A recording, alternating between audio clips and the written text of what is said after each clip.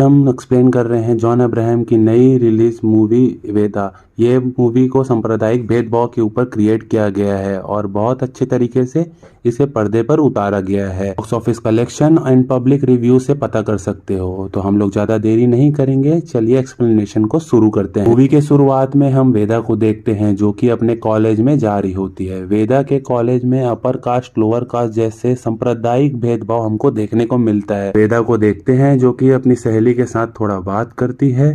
फिर हमको दिखाया जाता है एक रईस ज्यादा सरपंच जी का भाई।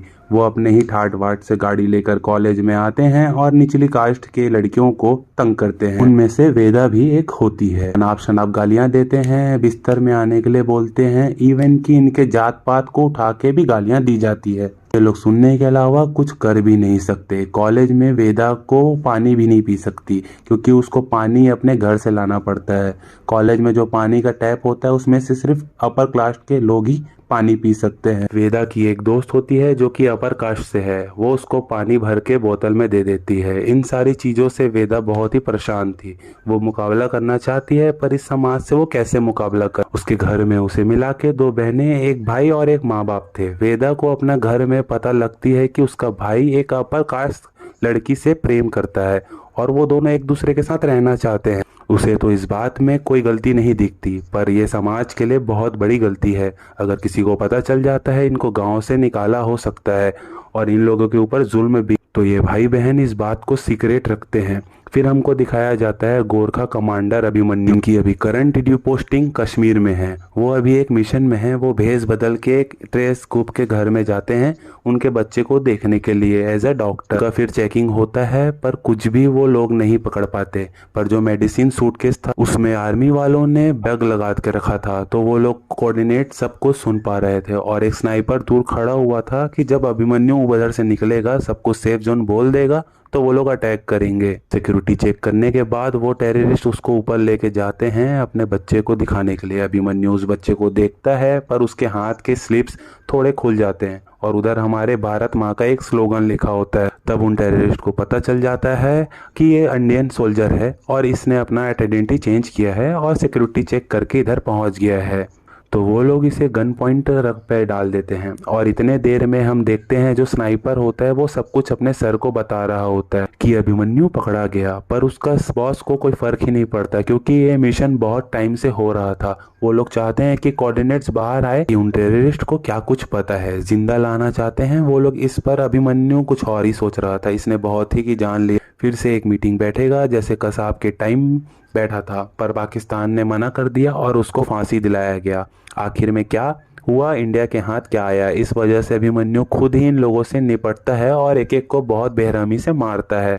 ये गोरखा कमांडर है, आप सोच ही सकते हो किस ब्रूटल तरीके से एक एक को मार रहा होगा। उसने तो टेररिस्ट को जान से खत्म कर दिया पर ऑर्डर ना मानने की वजह कोर्ट मार्शल हो जा गया और उसके ऊपर इंक्वायरी भी बैठ गया। इसके चलते उसको आउट ऑफ सर्विस कर दिया गया। फिर हमको अभिमन्यु के कुछ फ्लैशबैक दिखाए जाते जहां पर वो ड्यूटी के दौरान कश्मीर के एक वादियों में अपने गर्लफ्रेंड के से मिलता है। फिर उन दोनों में प्यार होता है और वो दोनों शादी भी कर लेते हैं।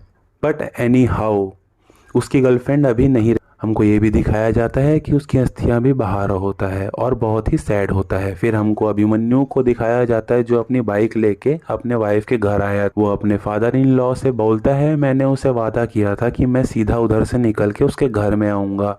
तब उसके फादर बोलते हैं कि तुमको मैंने मना किया था इधर आने के लिए, फिर भी अगर इधर आए हो तो कायदे से रहना।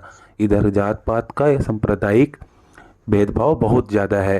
ज़्यादा आवाज़ मत ऊंची करना, प्रधान जी से बच के रहना और उनकी इज्जत करना। हम सब लोग करते हैं। फिर हम देखे समझा रहे होते हैं उस जगह से सूटकेस में एक कुत्ता लाश को खा रहा होता है। वो एक लड़की की होती है जो कि गलती से अपने से ऊपर कास्ट वाले लड़के से प्यार कर बैठा। तो उसका हाल ये हो गया। अभिमन्यु चुपचाप सब कुछ देखता है, पुलिस भी कुछ चुपचाप देख रहा होता है।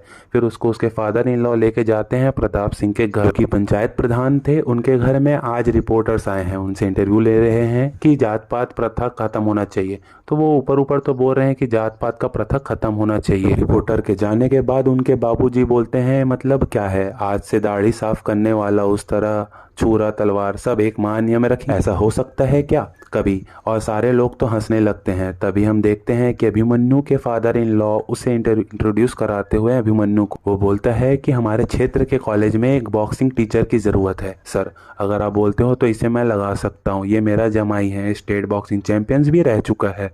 उसे ये ऊपर से नीचे तक प्रताप सिंह देखता है, पर वो कोई सल्यूट या सलाम नहीं करता और वो भगवान का प्रसाद भी नहीं लेता। वो बोलता है कि मैं इन सारी चीज़ों में नहीं मानता। प्रताप सिंह तब बहुत बिजी थे, इसलिए उसे कुछ भी नहीं बोलता। वो बोलता है ठीक है रख लो। फिर हम देखते हैं कॉलेज में यह बॉक्सिंग सिखाने के लिए गया है। फेडरेशन की हालत इतनी खराब है कि कोई आता भी नहीं था। चीज़ बहुत ही गंदे पड़े हुए थे। पर वेदा को खबर लगी कि बॉक्सिंग ट्रेनिंग होने वाला है, तो वो तुरंत क्लास को बंक करके उधर चले जाती है। पर उधर जाने के बाद भी उसे सीखने के लिए नहीं मिलता, क्योंकि सारे लड़के आए हुए थे। उनमें से एक प्रताप सिंह के भाई भी थे, जो कि उसे देख के फिर से गंदी गंदी गालियां देने लगे और बोले कि पूरा कोर्ट को तू साफ। वेदा चुपचाप पूरे कोर्ट को साफ करने लगी, वो भी अभिमन्यु के सामने। अभिमन्यु भी चुपचाप खड़ा हुआ सब कुछ देख रहा होता है और अभिमन्यु वेदा को देखता जाता है, क्योंकि वेदा बाहर रहकर भी अंदर जो कुछ भी सिखाया जा रहा था वो सब कुछ देखकर रिप्लिकेट करने की कोशिश कर रही थी, मानो उसके अंदर को जुनून सवार था। फिर जब एक दिन वेदा आ रही होती है ट्रेनिंग करने के लिए, तो प्रताप सिंह के भाई उसे बहुत पीटते हैं और उसे बोलते हैं कि बोला था ना तू बॉक्सिंग नहीं कर सकती, सिर्फ तुझको पोछा लगाना है तो तू बाहर बैठ के प्रैक्टिस क्यों करती है। वेदा को इतना मारा कि उसके मुंह से खून निकल आया। फिर वो खून देख के अभिमन्यु रात को जाता है उनके घर के एक महफिल में, जहाँ पर वो अपने फेस को ढक लेता है और एक एक को बहुत मारता है और उसके भाई का हालत वो बहुत ख़राब कर देता। ये प्रताप सिंह देखता है और उसे ढूंढने लगता है, पर मुंह में कपड़ा था इसलिए पहचान में नहीं आ रहा था। फिर कुछ दिनों बाद एक उद्घाटन होता है, जहां पर अभिमन्यु मीडिया के सामने वेदा को लेकर जाता है और बोलता है कि प्रधान जी से तुम बोल सकते हो कि तुमको अगर चैंपियनशिप लड़ना है, प्रधान जी तुमको मना नहीं कर। मीडिया के सामने प्रधान बोल देता है ठीक है तुम लड़ सकती हो बेटी, मैं भी चाहता हूँ कि लड़की लड़का दोनों ही आगे आए। फिर अभिमन्यु उसका ट्रेनिंग शुरू करवाता है। धीरे धीरे वेदा को वो ट्रेन करता है, उसको तैयार करता है बॉक्सिंग के लिए। फिर हम कॉलेज में देखते हैं जहाँ पर होली की पार्टी चल रही होती है और सारे लोग नाच रहे होते हैं। उधर वेदा का भाई अपने गर्लफ्रेंड के साथ नाच रहा होता है और थोड़ा वो लोग इंटीमेट हो जाते हैं। वो देख लेता है प्रताप सिंह का भाई। फिर बैठक बुलाया जाता है और उनके पूरे परिवार को सर पे चप्पल रख के खड़ा कराया जाता है, जहाँ पर प्रताप सिंह के पापा तो बोलते हैं इनको काट दो, पर प्रताप सिंह बोलता है कि ऐसा नहीं हो सकता, तब तक हम खून खड़ावा करते रहेंगे। उधर अभिमन्यु भी मौजूद था। वो बोलता है तूने गलती की है, तुझे सजा तो देना पड़ेगा और ये सब कुछ मैं नहीं कर रहा, ये जो उछली जाती नीची जाती ऊपर से तय होके आए हैं, हम तो और तुम कोई नहीं होते इसको बदलने के लिए। फिर उसके गर्लफ्रेंड के पैर पकड़ने के लिए उसे बोला जाता है और नाक उसके पैरों तले रगड़ने के लिए। इतना इंसल्ट उसके लाइफ में कभी फेस नहीं किया होगा। सोच सकते हो उसका मनोबल कैसे गिरा होगा। ये सब कुछ हो जाने के बाद अगले दिन पता चलता है कि ये दोनों घर से भाग गए हैं। पुलिस इनके घर में जाते हैं, इनको बहुत पीटते हैं और जेल में लेकर चले जाते हैं। फिर अभय प्रताप सिंह उधर आता है और इनको बहुत डर आता है। फिर जब वो देखता है कि ऐसे तो काम नहीं होगा, तो वो बोलता है तू अपने बेटे को उस लड़की के साथ ब्याहेगा, और उसका बाप मान जाता है। उसे लगता है कि सब कुछ ठीक हो जाएगा।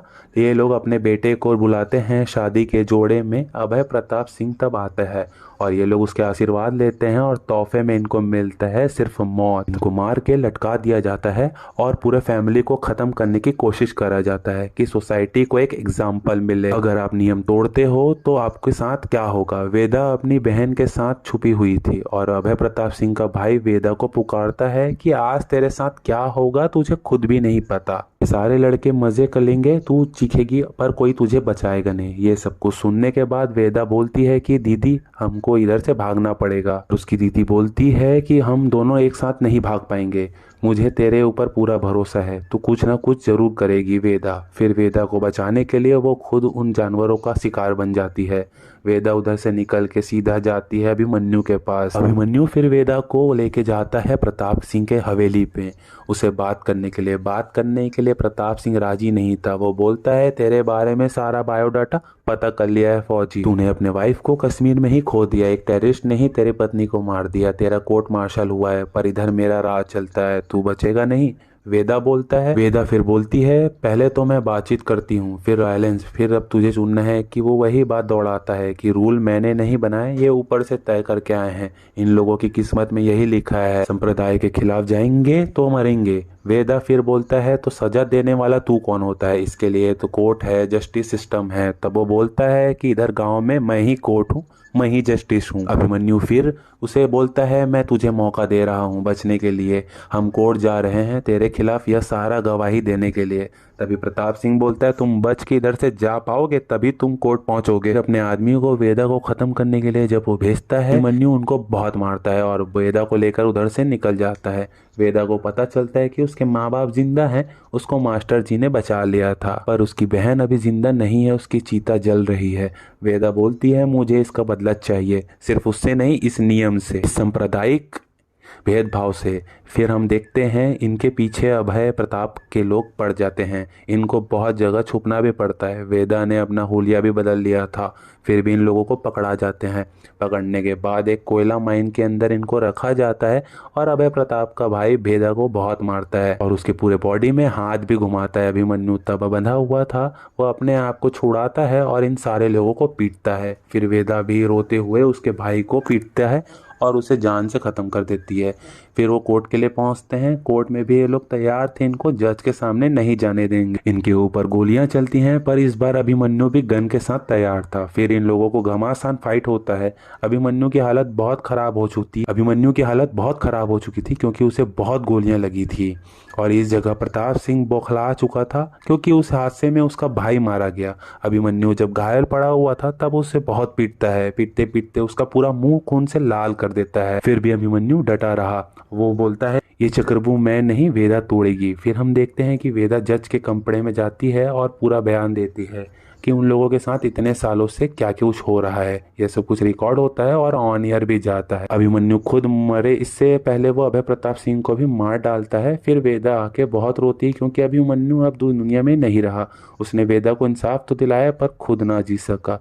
ऐसे ही हमारे भारतवर्ष के अलग अलग छोटे छोटे विलेजेस में अभी भी छुआछूत जात पात जैसी चीज़ों को बढ़ावा मिलता है। आप कितने भी अच्छा अपना नाम कर लो, कोई भी खेल में पदक जीत लो, अच्छी नौकरी कर लो, आपको वही नीची नज़र से देखा जाएगा अगर आपकी छोटी जाति है तो। इस जैसे मूवी की शुरुआत में हमने वेदा को देखा था जो कि नलके से अभी पानी भी नहीं ले पाती है क्योंकि उसको बड़े खेल में पार्टिसिपेट भी करने के लिए नहीं दिया जाता। वो उछली जाति के लोगों के साथ नहीं बैठ सकती और ना ही उनका खाना खा सकती। इवन उनके घर के अंदर चप्पल पहन के जाना भी मना था। और वो अगर वो किसी उछली जाति के लड़के की तरफ आंख उठा के भी देखती तो उनको मार दिया जाता था। जैसे अपने मूवी में देखा वेदा के भाई का साथ यही हुआ ना। ये धर्म के रक्षक अपने ऊपर आने में खुद की जाति को लोगों को ही मार डालता है और इसको नाम दिया जाता है पुराणों का भगवान का एंड हमारे पुनर्जन्म का। जैसे तुमने पिछले जन्म में कोई कुकर्म किए होंगे इसलिए इस जन्म में तुम्हारे साथ कोई दुष्कर्म हुआ। तो दोस्तों आपको ये मूवी की कहानी कैसे लगी कमेंट करके ज़रूर बताइए और हमारे चैनल को लाइक और सब्सक्राइब कर लीजिए दोस्तों आगे और भी मूवीज़ देखने के लिए। तो चलिए दोस्तों मिलते हैं अगले किसी वीडियो में।